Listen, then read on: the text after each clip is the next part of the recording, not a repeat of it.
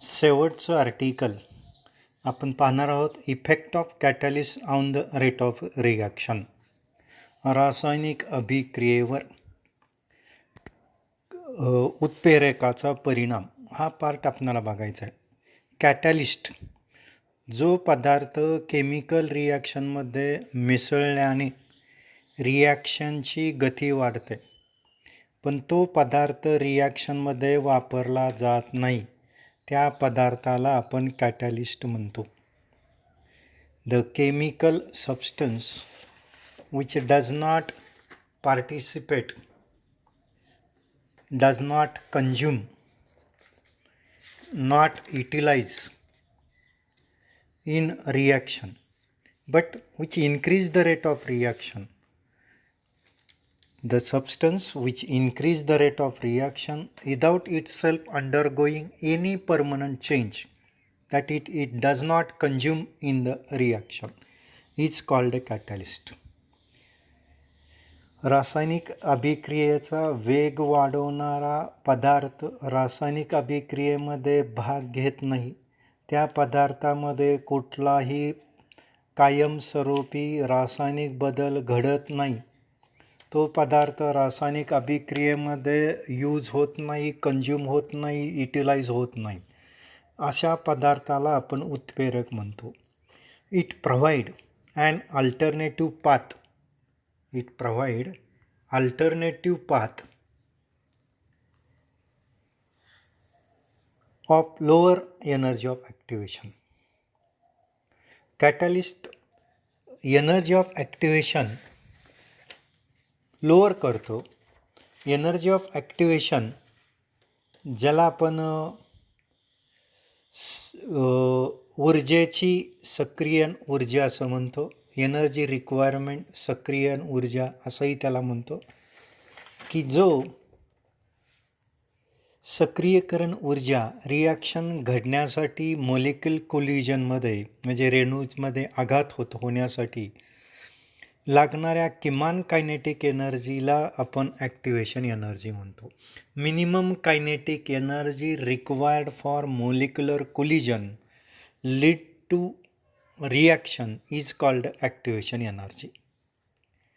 सक्रियन ऊर्जा आपण कशाला म्हणतो? रिॲक्शन घडण्यासाठी मॉलिक्युलर कोलिजन म्हणजे रेणूमध्ये होणारा आघात होण्यासाठी किमान कायनेटिक गतिज ऊर्जेची जी आवश्यकता असते त्यालाच आपण सक्रियन ऊर्जा म्हणतो, त्यालाच आपण ॲक्टिवेशन एनर्जी म्हणतो.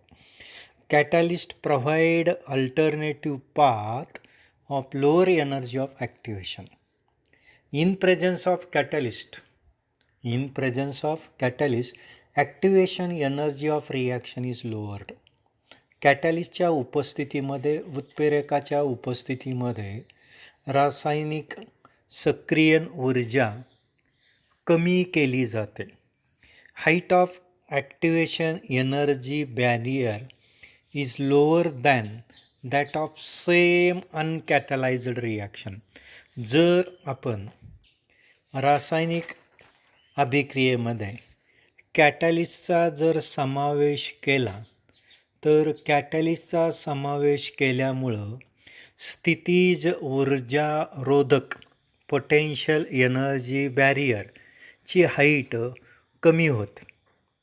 काय होते? त्याची हाईट कमी होते, कारण कॅटलिस्टमुळं सक्रियन ऊर्जा ज्याला आपण ॲक्टिवेशन एनर्जी म्हणतो रिॲक्शनची, ती लोअर्ड होते आणि त्यामुळं height of energy activation energy barrier, potential energy barrier, स्थितीज ऊर्जारोधकची हाईट उंची कमी होते. पोटेन्शियल एनर्जी त्यालाच आपण पोटेन्शियल एनर्जी बॅरियर म्हणतो. When graph is plotted between potential energy versus reaction coordinate, the curve is obtained. That curve is called potential energy barrier. स्थितीज ऊर्जा रोधक असंही त्याला म्हणतो. ज्यावेळेस आपण ग्राफ काढतो पोटेन्शियल एनर्जी आणि रिॲक्शन कोऑर्डिनेट यांच्यामध्ये, त्यावेळेस त्या ठिकाणी आपल्याला जो कर्व मिळतो त्यालाच आपण पोटेन्शियल एनर्जी बॅरियर म्हणतो. आणि कॅटॅलिस्टच्या उपस्थितीमध्ये ॲक्टिवेशन एनर्जी कमी होते. म्हणजेच पोटेन्शियल एनर्जीची जी हाईट आहे ती कमी झाल्यामुळं ते एनर्जी बॅरियर, त्या हाईटला आपण पोटेन्शियल एनर्जी बॅरियर म्हणतो. In presence of catalyst, height of energy barrier decrease. कॅटलिस्टच्या उपस्थितीमध्ये एनर्जी बॅरियरची हाईट कमी होते. Therefore the molecule that possesses minimum kinetic energy increases. आणि त्यामुळं मिनिमम कायनेटिक एनर्जी पजेस असणाऱ्या मोलिक्यूलची संख्या वाढते.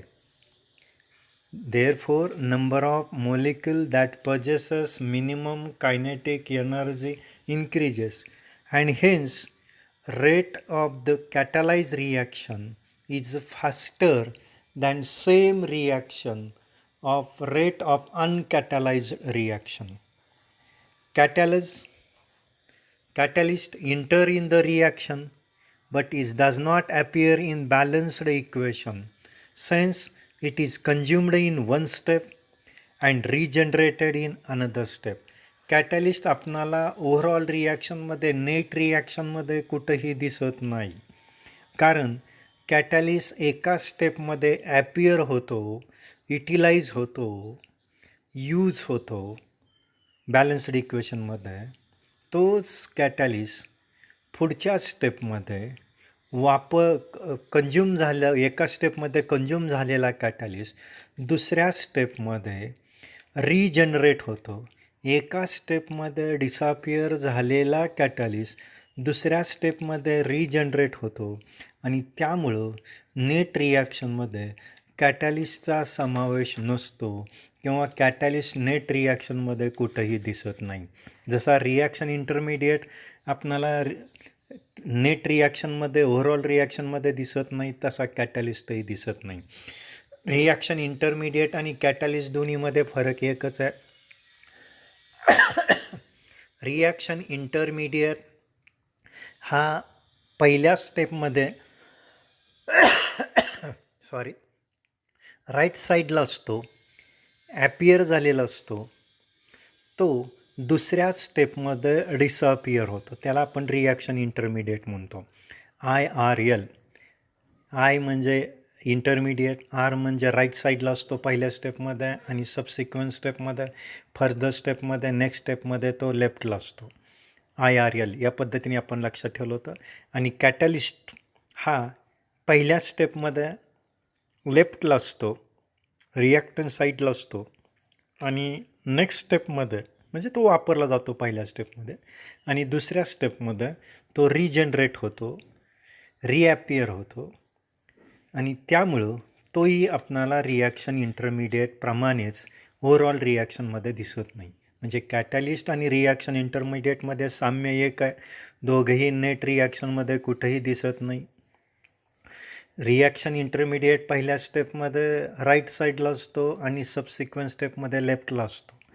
कॅटॅलिस्ट पहिल्या स्टेपमध्ये लेफ्टला असतो, रिॲक्टन साईडला असतो, आणि नेक्स्ट स्टेपमध्ये तो प्रोडक्ट साईडला असतो. आणि हा दोन्हीतला फरक झाला. आणि दोन्ही साम्य एकत की दोघंही रिॲक्शन इंटरमिडिएटमध्ये कुठंही दिसत नाही.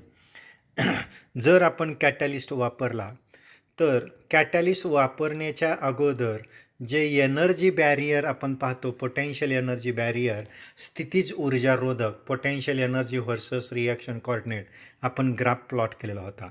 हा जो potential energy difference between transition state and रिॲक्टन्सला आपण एनर्जी ऑफ ॲक्टिवेशन म्हणतो. आणि हे एनर्जी ऑफ ॲक्टिवेशनची हाईट आपणाला इन ॲब्सन्स ऑफ कॅटॅलिस्टमध्ये जास्त दिसते आहे. आणि ज्यावेळेस आपण कॅटॅलिस्ट यूज करू, तीच रिॲक्शनमध्ये जर कॅटॅलिस्ट यूज केला तर त्या एनर्जी बॅरियरची हाईट कमी होते. म्हणजे कॅटॅलिस्ट प्रोव्हाइड अल्टरनेटिव्ह पाथ, जेणेकरून एनर्जी ऑफ ॲक्टिवेशनची हाईट, बॅरियरची हाईट ही कमी होईल कुणापेक्षा, अनकॅटलाइज रिॲक्शनपेक्षा.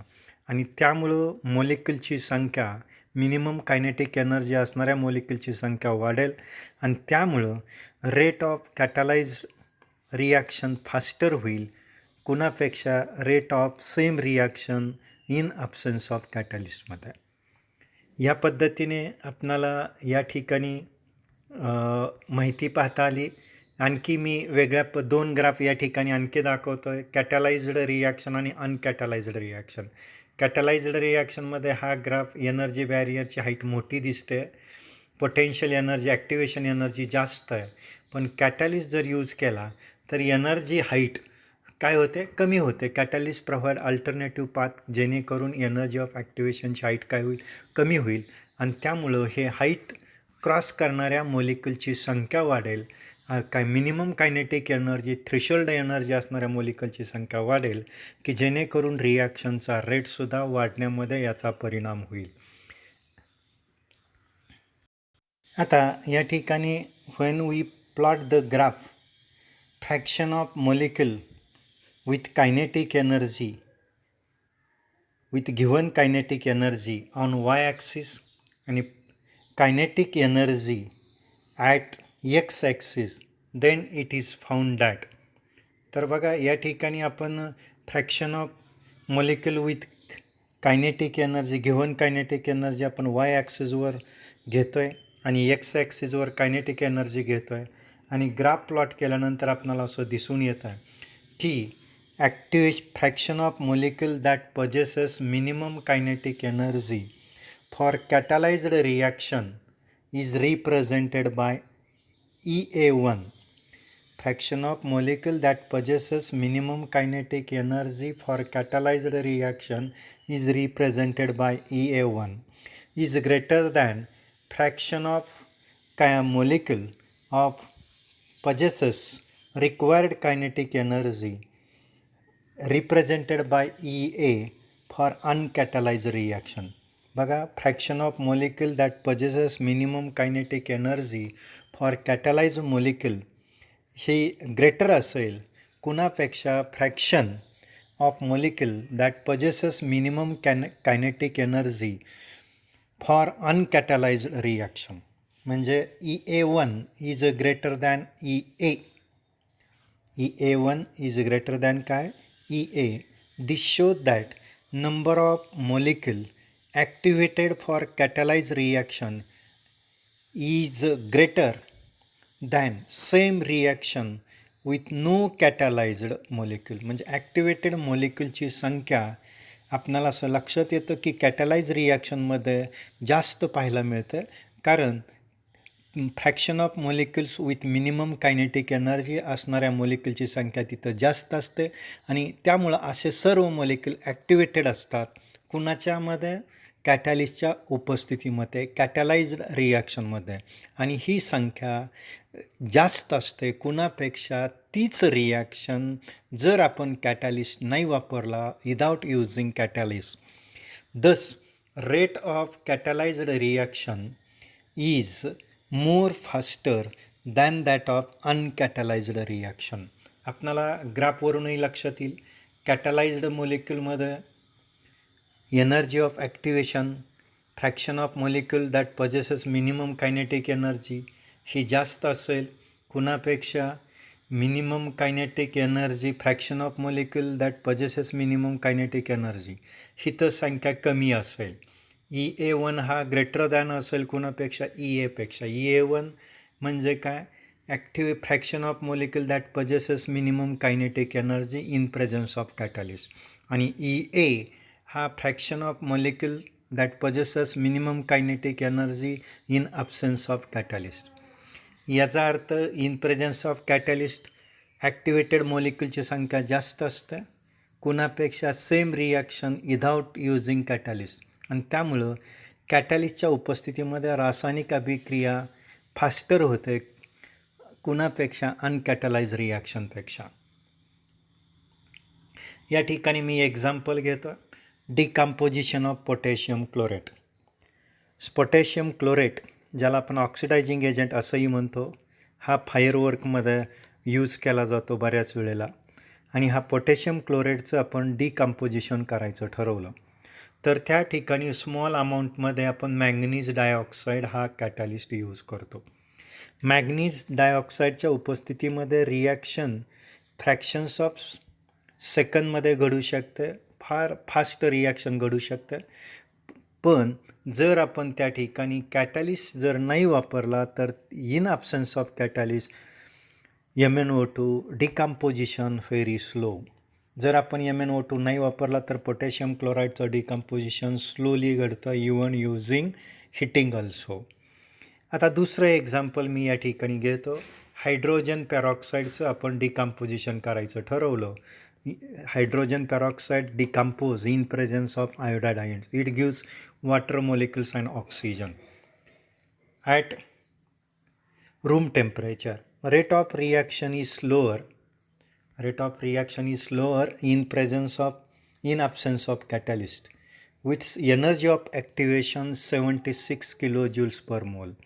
जर कॅटलिस्ट नाही वापरला आपण आणि हायड्रोजन पेरॉक्साईडचं डिकम्पोजिशन करायचं ठरवलं तर त्या ठिकाणी एनर्जी ऑफ ॲक्टिवेशन 76 किलोजूल्स पर मोल असतं. हायर एनर्जी ऑफ ॲक्टिवेशन असतं.